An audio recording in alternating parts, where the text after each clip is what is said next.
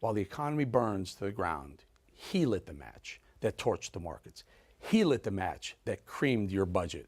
He lit the dang match that gave away trillions of your money to AOC, Bernie Sanders, and those solar anarchists, while you and I suffer at the pump, the grocery aisle, and everywhere else we spend our hard-earned money. He did. Right there. Are you paying attention yet? Are you? The Wall Street Journal reporting the Saudis shrugged off pleas by the White House officials to delay last week's OPEC decision to slash oil production 2 million barrels, with Riyadh viewing the demand as a ploy to, quote, avoid bad news by the administration over here until after the upcoming midterm elections. Joining me now, former governor of Alaska, oil producing mega state, Alaska, Governor Sarah Palin. Great to bring you back. Thank you for joining us. Governor, the Saudis let it leak that the White House said, hey, about that 2 million barrels that you're slashing from world production, can you just wait till after the election in about 30 days or so? Biden, these guys are on their knees and bowing to the Saudis all over the place, aren't they? That's right, and he is so busted because the Saudis narked on him. Yeah, that's what he's been saying. It's for political reasons. Ironically, Alaska, we used to produce 2 million barrels a day that our president's begging the Saudis for, and now we're down to flowing in our safe, secure Trans-Alaska oil pipeline, only about 300 and some thousand barrels a day. Capacity is over 2 million a day. You just have to turn the spigot on up there, flow that energy through, and then we're safe and secure and sovereign, and we don't have to ask our enemies for oil. Yeah, it's amazing. That is literally amazing. The amount of oil that we could produce if they just opened the spigot, as you point out. Now, the way this went down is the administration really went and almost threatened the Saudis. And again, Saudis are the swing producer of OPEC. They're the ones who make the decisions that decide really for the whole OPEC cartel. But the administration kind of threatened the Saudis a little bit and said, don't cut any production at all at that last OPEC meeting. And they went and really stuck it to the administration. They knew what they were doing, and they cut 2 million barrels of oil production per day from the world market, 2% of the world market. This is political. They don't like Biden, do they? No. And what this incident really reflects is the fact that enemies, other countries can weaponize energy, right? It can be used against us, and more and more reliance on them. How dangerous this is, not just economically, but we're talking national security issues are at play here when we're relying on other countries to energize our country. Again, when we have the resources right here, not just Alaska, but other energy producing states, and not just oil and gas, but the rare earths and all the minerals that the rest of the world, certainly our country needs. We've got it all. We have it in abundance. So it's just a matter of political will, Eric, whether we tap into and responsibly exploit those natural resources or not. So the Saudis, who are no friend of ours, apparently, pulled production off the world market. Control room skipped to 37C, the Chinese-Russian warships off Alaska. And this goes to what you said, where people could be weaponizing oil. And the reason why this is important, we saw the Coast Guard spotted both Chinese naval ships and Russian warships off the coast of Alaska. Now, that should scare the living daylights out of everyone. I'll let you weigh in a second, but for the folks to understand this, Russia has a ton of oil.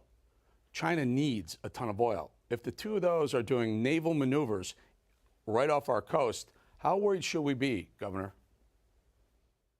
Yeah, well, we should be worried because our administration thus far has allowed all of these shenanigans to take place. Look what Russia is doing right now. They're still flagging underseas this claim that they think they have to resources that actually belong to America.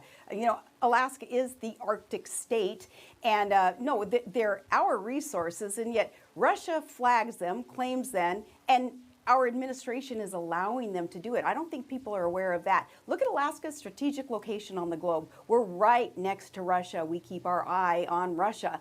China, Japan, all these nations so close to Alaska in proximity that the military presence in Alaska is absolutely significant. It's important to secure the rest of the Union. I don't know if people are realizing how lax our administration in D.C. is when it comes to keeping an eye on Russia, on China, and they are partnering up. in a lot of aspects that should scare our administration. You know, if they would take their job seriously, their job of helping to secure our nation, if that were taken seriously, these things wouldn't be happening. They're poking us, they're jabbing us, Russia and China, in what it is that they're doing with these maneuvers. You know, are they taking it seriously? We have an energy secretary, and we talked about this last time, in Jennifer Granholm, former governor of Michigan, who has zero energy experience. I'm looking at a former governor of Alaska who has a ton of oil experience, energy experience.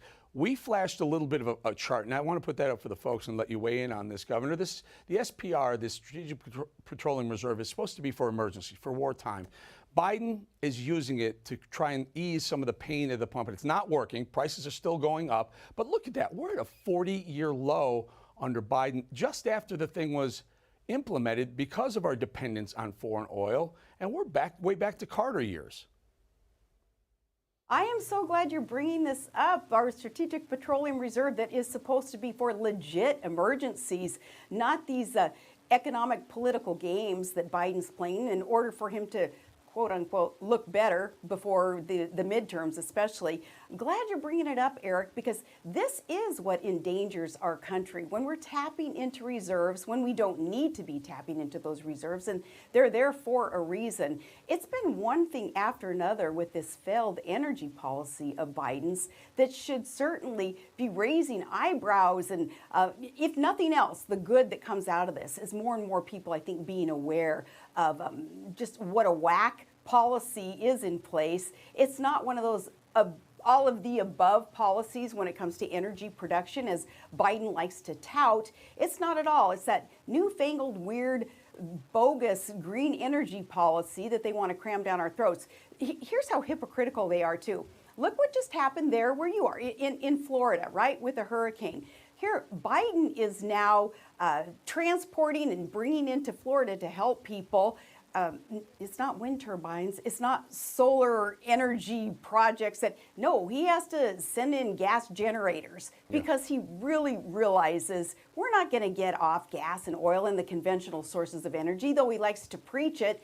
It's so fake, it's so phony, and it's so dangerous what he's up to. 100% right. 100% right. When natural disaster hits, we can't charge your cars because electricity is, it's insane. These people are so, as they say, back-assward.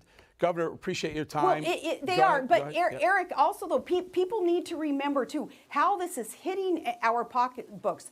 A lack of energy independence within our own, that is creating so much of this inflation. The other day, it cost me $143 to fuel up my truck.